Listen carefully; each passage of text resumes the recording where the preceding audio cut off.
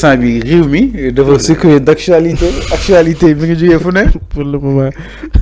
voilà réew moom actuellement nii. instant bi nekk na réew mi lépp amoon na fi tout parce que jamono ji xam naa ne moom bàyyi ba nañ ñëw daanu ci dossier bu mag bi rek. lépp amoon na fi si Covid bi. dossier Covid 19 bi. parce que dossier boo dafa nekk dossier boo xamante ne dafa nekk dossier bu garaaw bu sensible. maa ngi déglu garaaw ñu ne journaliste yi ak làmb ji neen préparé. à tout moment koo xamante ne nii. bon sa loxo mi ngi si woon non. ma ne ñoo stop de. maanaam dafa nekk dossier boo xam maanaam da ngay xalaat di ree di xalaat di mer. parce que soo xalaatee ne yow pendant des mois xam nga ñu ngi lay defal li nga xam si moo di couvre-feu ñu lay parfois ñu lay tëddloo 20h gars yi ñu demoon ba wàññi horaire de travail di wàcc ay 16h. ñu naan respecter les distances 1 mètre xaw ma 2 mètres. ñu takkaloo ay masque pendant di mois yoo xam maanaam boo génnee te takkoo masque tey nga dee bu ñu fekkee jataay mooy loolu def couvre-feu nit ñi amatuñ jàmm yenn soxla yi mënuñ koo def ne que pendant tout ce temps benn minorité ñi ngi caxatee suñu alal bi maanaam di dem di def ay retrait ñii di créer ay association wala ñii di créer ay mouvement ñu leen di jox ay plus de 100 et quelques millions ñii plus de 80 millions ñii plus de 50 millions tu vois parfois maanaam da ngay gis ay personnalités yoo xam seen maanaam tudd nañ leen ci te parfois mu doo ko sax mën a foogee quand même parce que doo xalaat ne genre yii nii man je pense pas que ni dina si mën a impliquer te pour le moment nii dañoo nekk ci première ak deuxième vague d'arrestation bi. Demain on aura troisième vague d'arrestation bi ainsi de suite parce que dossier bi dafa nekk dossier bu complexe boo xam si ni parce que sénégalais yi dañ ci dund lu métti métti. li ma dégg ne tarul sama xel de dañu médias yi dañu toog di veiller di def ay téléthon bu ko defee ñii di sénégalais yi ñii di envoyer ay 1000 francs ñii di envoyer 500 ñii di envoyer ku nekk ak li nga am nga envoyer ko pour ñu dajale ko ba mat 1000 milliards pendant 1000 milliards yooyu noonu ñu noonu dañ koy financer li nga xam se moo di ci Covid 19 bi pour mën a jël suñu ay mesures ba Covid bi duñu sonal mais terewul chaque jour yaa ngi des cas communautaires cas contact tu vois temps de mort ñii ñoo nekk réanimation yu demee noonu ndekete yoo li ñu doon tegal nii li ñu doon gëmloo nii alors que yooyu yëpp dara amu si man nag pour le moment nii moom dara bettu ma keneen kuñ ci tudd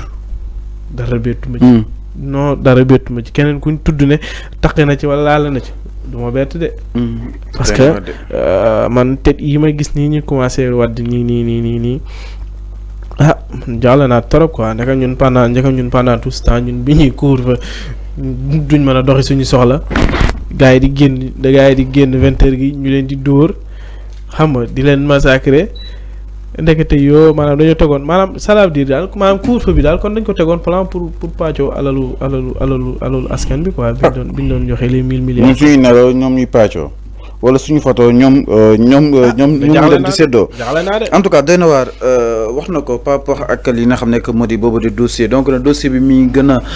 amale wu exactement aussi amaan na yenn rebondissement allant dans ce sens donc ce mardi tey daal di toll si 6 hauts cadres leen daal di fossaano que ministère sénégalais de la santé leen daal di convoqué à la division des investigations criminelles la ñoom nag di leen daal di soupçonné que ni doon daal di détourner ay fonds publics et de faux dans le cadre de la gestion des fonds Covid-19 2020 ak 2021 donc nag benn liste boo xam ni itam l'observateur joxe na ko bokk na si actuel d'âge bu ministère de la santé di Ousseynou Ngom mu nekk directeur de la prévention mais aussi Mamadou Ndiaye de 2 directeurs d'hôpitaux bokk na si Babacar Sène bu Kaffrine ak ki nga xam ne que moo di Moussa Sam Daf bu Dalal Jàmm de Guédiawaye du comptable de l'hôpital aussi Youssou Mergane de Rufisque bokk na aussi si Lamine Diallo et de celui de l'hôpital de Pikine Alioune Badara Diop donc nag mbokk yi mu nekk ay au cadre yu mag si li nga xam ne que moo di wàllu santé donc nag tey jii mardi bi benn vague de convocation ñoo ñëpp nag wóolu ne leen si kanam yoon ak wàllu yoonal dinañ ko daal di wuyu ji nag mbokk yi donc l'enquête issue d'un rapport accablant de la Cour des comptes nag moo ko daal di li nga xam ne que moo di fësal si benn enquête bi nga xam ni itam def nañ ko ñuy daal di dénoncer les irrégularités yi nga xam ni itam am na si surfacturation dépenses injustifiées c'est-à-dire du yokk li nga xam ne que moo di ay factures waaye itam dépenses yoo xam ne kenn mënu koo justifier lu ñàkk fay da nga bëgg faa def ay milliards entre autres mu nekk loo xam ni itam tey jii yëkki nañ ko wóolu ne leen si kanam yoon ak wàllu yoonal la loolu nag ñoom rek 8 cadres yi 19 milliards wóoru neen leen ko ak aussi les 19 milliards yoo xam ni itam da nga ko utiliser sans lien avec le Covid. Ouais, c'est ça. Donc 19 milliards donc utilisés sans lien avec le Covid. Yo xamni dugal ko ci lo xamni amul ben rapport do xamni du Covid manam do ko ci yenn mir ma leen fàttali aussi 1000 milliards leen daal di débloqué woon na si li nga xam ne que moo di fonds force Covid 19 bi donc ay marché yu douteux yoo xam ni itam ay écart yu doy waar entre les patrimoines et les revenus déclarés yooyu yëpp nag ñëw leen si nu mu gën a yaatoo jëm si enquête bi nga xam ni itam tijji nañ ko suite ak ces irrégularités relevées par la Cour des comptes mu nekk li nga xam ne que moo di benn point de contrôle. Alors donc la même source ñu ngi rappelle aussi que 200 auditions ont été menées au cours de l'enquête. Madame, 200 personnes de l'en audité au cours de l'enquête. C'est-à-dire ñi ñi japp ñi ñep ku su nek war na xaar sa bopp su fekkee bokk na ci 200 yi suba aussi maa ngi dégg ñu ne journalistes yi ak làmm ji ñu ngi ñëw. Malick Khar waaw journalistes yi ak làmm ji ñu ngi ñëw waaye man jamono jooju sax man fekkoon na ci lan la ma fekkoon may na la wax mooy jamono ji ñu tëjee. jamono yi temps j'étais en congé. Man de kon man naa see génn 1000 milliards yi man naa see génn parce que jamono jooju moom ba. jamono jooju moom commencé gu ma liggéey journaliste. commencé gu ma nekk dama. non instant journaliste yi ñu leen di xaar pour demain incha allah dama nekkoon ci formation. yàlla baax na mais nag du ñàkk dina am ñu dem si suuf nag super. ñooñu peut-être que du tudd. non ñun suñ 1000 milliards yi bëgguñ sax kuy dem ci suuf.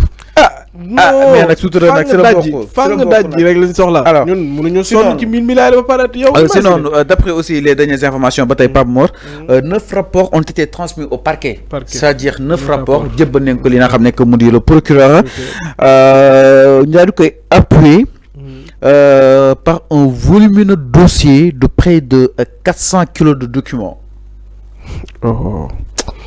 400 kilos de documents. 400 kilos de documents c'est ay mir len dal di djébal li nga xamné que modi le parquet 400 kilos. Donc la procédure pourrait s'élargir à d'autres responsables et fournisseurs encore dans le collimateur des enquêteurs. Xamna do né 200 auditions len dal di amal mais responsable yi mën na gëna yaatu parce que responsable yi bo la ñu ci li nga xamné que modi fournisseurs yeeg ñom aussi ñi ngi nekk dans le collimateur de l'enquête. Lo aussi mu nekk lo xamni tam bo len séddu mëna bay xel. Donc c'est lundi première dose bi la rek donc première variant bi franchement donc c'est lundi lu ëpp ci li nga xamné que modi d'une dizaine de personnes dont les ex d'âge du ministère des Sports aussi convoqué nañ leen ministère Sport jeunesse des artistes ñëpp placé nañ leen des médecins des DG yoo xam ay DG hôpital la ñëpp placé nañ leen exactement li nga xam ne que moo di en garde à vue muy noonu par rapport ak les derniers rebondissements yi si am jëm si li nga xam ne que moo di Covid bi donc su ma koy tënk mbokk yi selon l'observateur 200 auditions mené nañ ko au cours de l'enquête 9 rapports jëbbal nañ ko li nga xam ne que moo di le procureur loolu nag rapport yi ba nga ko boolee ak dossier yu volumineux toll na si 400 kilos de documents la procédure mën na élargir laal yenn responsable ni kiy dem lënni déglu nañu daal di toll si d'une dizaine de personnes bokk na entre autres les ex d'âge du ministère des Sports de la jeunesse des artistes ñëpp place nañ leen en garde à vue à la division des investigations criminelles mu nekk ay nouvelles yi nga xam ni itam jot nañ ko pour le moment mais aussi leneen itam mooy les 8 cadres aussi wóolu nañ leen si boobu dina xam nekk moo di mir encore une fois sànq si danaa sin tour c'est hôpital yu ko gën a fasantu ko entre Kaffrine Dalal Jàmm Guédiawaye entre autres aussi enquête bi mi ngi révélé ay facturation dépenses injustifiées ak 19 milliards yoo xam ni dépense nañ ko te demul si li nga xam ne que moo di Covid bi ay marché douteux c'est-à-dire marché yoo xam ni consulté wuñu société Apix da nga koy joxe noonu marché ceeb beeg yooyu yëpp xam naa dina si ñëw incha allah ñu ko doon séddale ak aussi marché camion ya ñooñu ceeb bi ñëwagul ak marché camion ya lekkoon nga ceeb bi de mais yëpp nañ ko contrôlé donc mi ngi noonu ñoom Abdou Aziz Mbaye gis ne leen si gis ne si aussi ñoom Baba Amdi naan dafa ñibbiwul mi ngi si loxoy yoon ak wàllu yonal Simon bàyyi nañ ko mu dem ginnaaw bu nga ko dégloo mi ngi sous contrôle judiciaire Simon rappeur mi ngi sous contrôle judiciaire Simon gis naa postam Simon nee na loolu amul de il n'est pas concerné non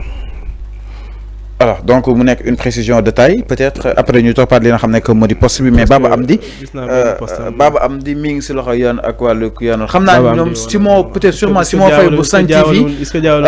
parce que Simon Faye bu Sen TV moom lañ def sous contrôle judiciaire mais Simon Kouka gis naa postam Instagram démb mi ngi repréciser donc mi ngi noonu en tout cas li plus mën a am rek les acteurs culturels ak les communicateurs traditionnels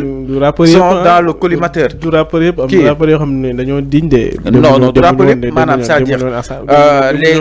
c'est les acteurs culturels c'est-à-dire ils ont interpellé Baba Amdi Ndiawa Diagne ils l'ont interpellé ces temps-ci bi interprété Moussa Seck interprétant le rôle de Ndiawa Diagne dans Khalisso loolu lépp ma ni kon yoon mi ngi nekk def li nga xam ne moo di liggéeyam alors pour faire vite avec le temps dañuy dem si benn ponk sans plus tarder